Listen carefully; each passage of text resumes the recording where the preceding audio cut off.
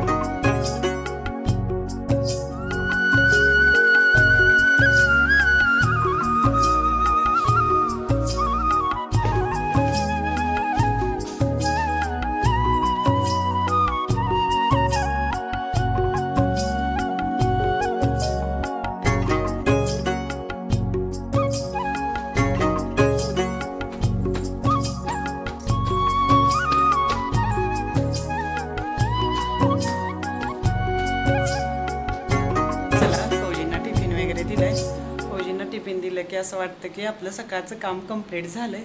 आता मी पण जेवण करून घेते। आता 12 वाजलेत। आज ना टिफिन द्यायला लेट झालं, 11:30पासून 12पर्यंत आपण देऊ शकतो। 12ला गाडी येते, तिथं खाली ना सर्वजण जमा करतात, तिथंच नेऊन द्यायचा। चला टायमात गेला आणि आता मी ना जेवण करून घेते। आपला कुणाला यायला अजून टाईम आहे, अर्धा तास, कुणाला 12:30ला येतो। त्याच्यानंतर मला चकल्या वगैरे बनवायच्या आहेत। चला तर करा ब्लॉग कंटिन्यू। आणि खूप गरमी आहे इथं, पाऊस तरी आलाच नाही, 2-3 दिवस झालं, बघूया आज येईल, कारण आज खूप अशी गरमी होते। चला तर मग करा ब्लॉग कंटिन्यू। माझं जेवण वगैरे झालं आणि आता आपल्या कुणाला आणायचं टायमिंग झालंय। चला तर जाऊया। 5 मिनटं मला लेटच झालंय, कारण मी जेवण करत बसले ना, थोडासा वेळ झालं, मोबाईल बघत बसले की वेळ होतो। चला अजून नाही आला कुणाल।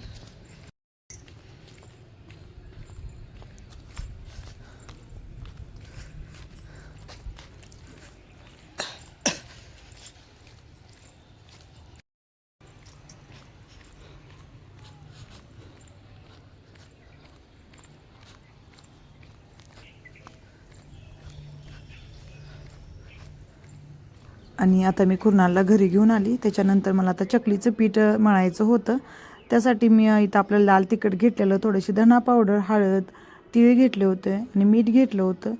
बाकी आपला जो चकली मसाला आहे ना, तो पण ह्याच्यामध्ये टाकायचा आहे, ओवा वगैरे पण।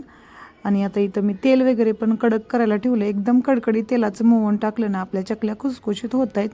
आणि सासूबाईंनी मला रेसिपी सांगितली, त्याच प्रकारे मी चकल्या बनवत आहे। चकल्या आपल्या एकदम खुसखुशीत आणि टेस्टी बनल्या होत्या। थोडंसं लाल तिखट पण मी एक्स्ट्रा टाकते, कारण जरा थोडंसं तिखट असलं ना चकल्या छान वाटतात खाण्यासाठी। आणि बघा तेलाचं मऊन एकदम कडकडीत मी पिठामध्ये टाकून घेतले.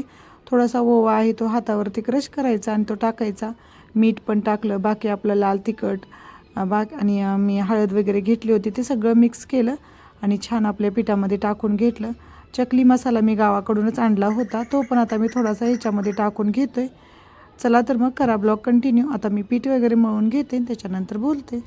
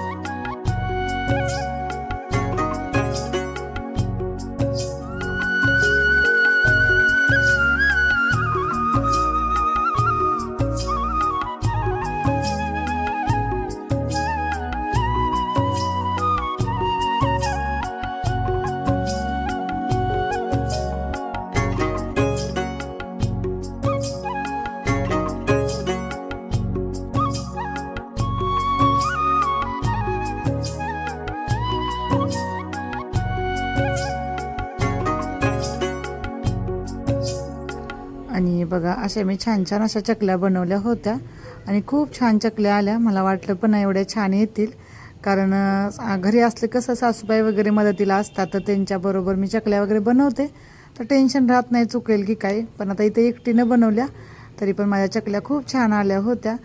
तर चला आजचा व्हिडिओ मी इथं संपवते. माझ्या चकल्या वगैरे कशा वाटल्या नक्की सांगा कमेंटमध्ये. व्हिडिओ आवडला तर छोट्यांनी खूप सगळं प्रेम करा, मोठ्यांनी खूप सगळा आशीर्वाद द्या. भेटूयाच्याच उद्याच्या नवीन छान छान ब्लॉगमध्ये. तोपर्यंत बाय बाय, जय महाराष्ट्र. आणि या तुम्ही सर्वजण चकली खायला. चला तर बाय बाय.